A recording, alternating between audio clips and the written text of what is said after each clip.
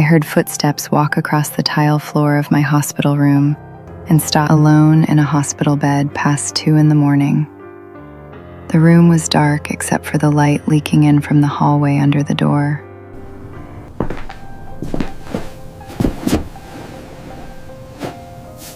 Hi, my name is Claire, and I'm 32 years old. And I have a piece of paper in my hands right now that makes no sense. It's a heart monitor printout strip from a hospital stay 4 years ago. It's yellowed.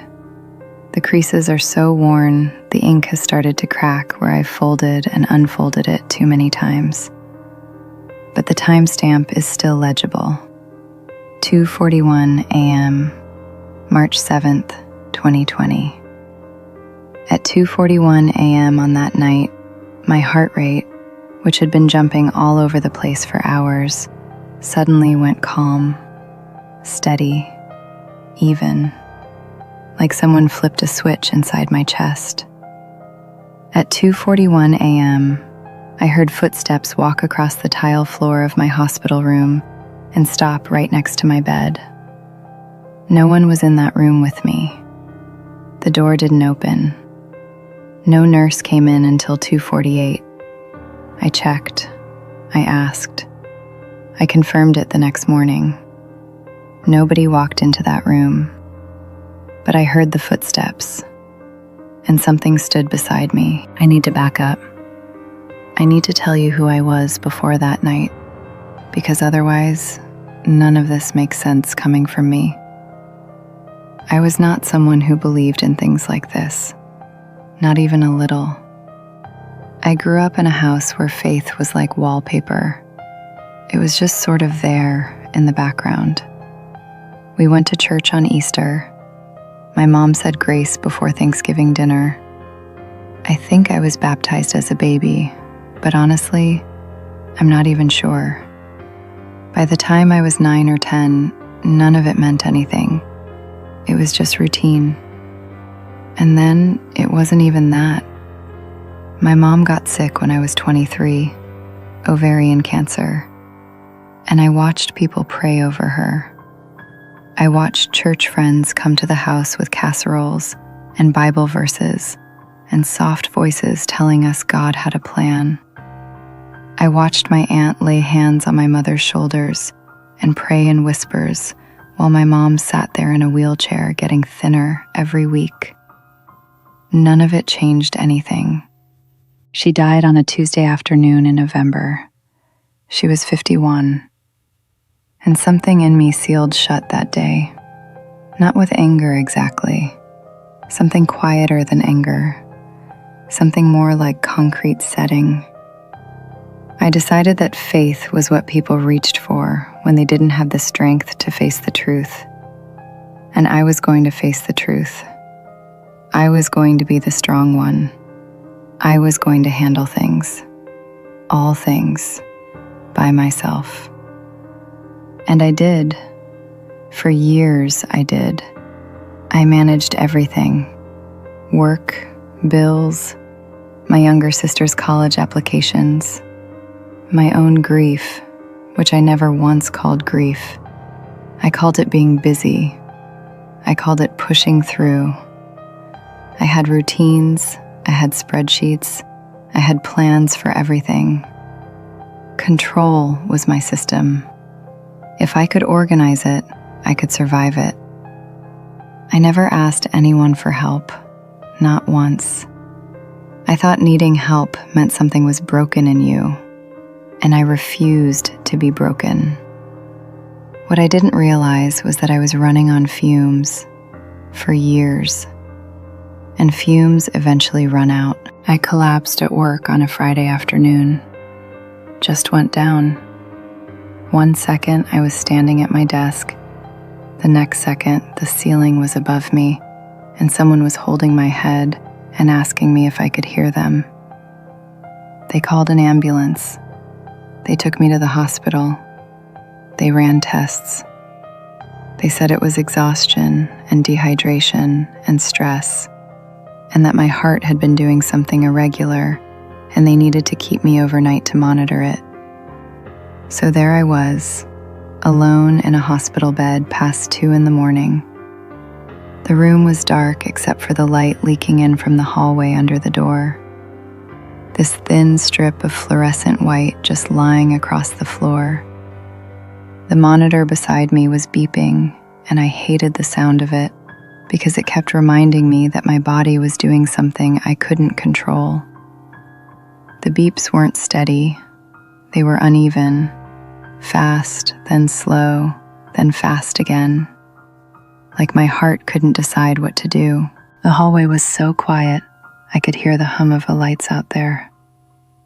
Every few minutes, I'd hear a cart roll past or a door close somewhere far off. But my room was sealed in this thick, heavy silence, the kind of silence that presses on your ears. I was lying on my back, staring at the ceiling, jaw clenched, hands gripping the blanket, and I was afraid. That's the thing I need to say out loud. I was afraid, not of dying, not of the diagnosis. I was afraid because for the first time in almost a decade, I could not make myself okay by sheer willpower. I couldn't organize my way out of that bed. I couldn't schedule my way to feeling safe. The control I'd built my entire identity on had cracked, and I was lying in the middle of the rubble, and I had no idea what to do.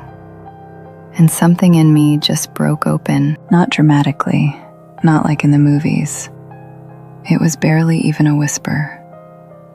I turned my head slightly to the side. My lips moved before I even decided to speak. And I said it so quietly, I almost didn't hear myself. I can't do this anymore. That's all I said.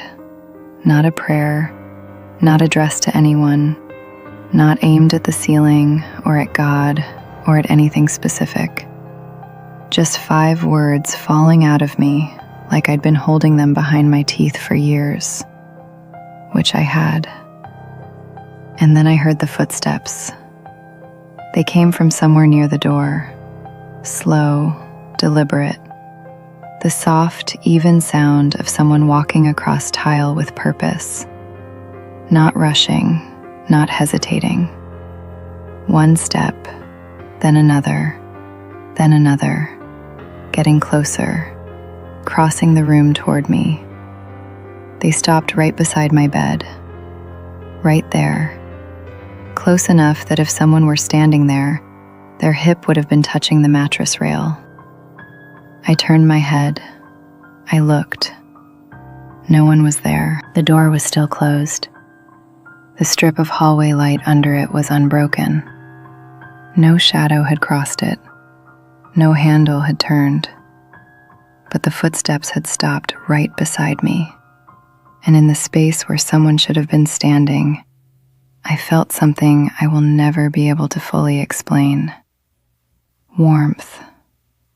Not heat, not temperature in the medical sense.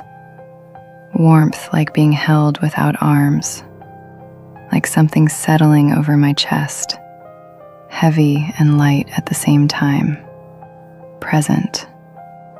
My breathing changed. I felt it happen in real time. My shoulders dropped, my jaw unclenched. The tight fist I'd been making with my hands under the blanket slowly opened, and the monitor, the beeping that had been erratic and uneven all night, went steady, even. The nurse came in for rounds. I asked her, trying to sound casual, whether anyone had come into my room during the night. She checked the log. No one had entered until 2:48 a.m. for a routine vitals check. I asked if she was sure. She was sure. I asked if I could get a printout from my heart monitor. She looked at me a little odd, but she brought it. I unfolded it on the bed and ran my finger along the timeline. And there it was, 2:41 a.m. A sudden, clean shift from erratic to steady. No medical intervention noted. No medication administered. Nothing in the chart to explain it. 2:41.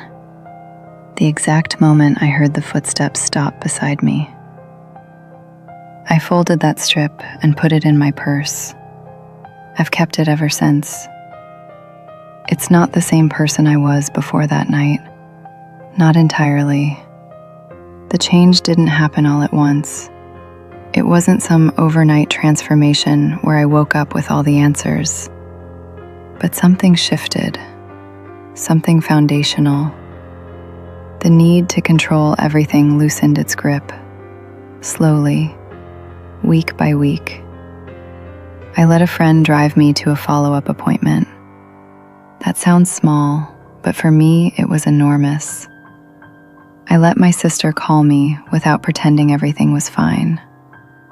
I sat in my apartment one evening in total silence and didn't reach for my phone and didn't make a list and didn't plan a single thing.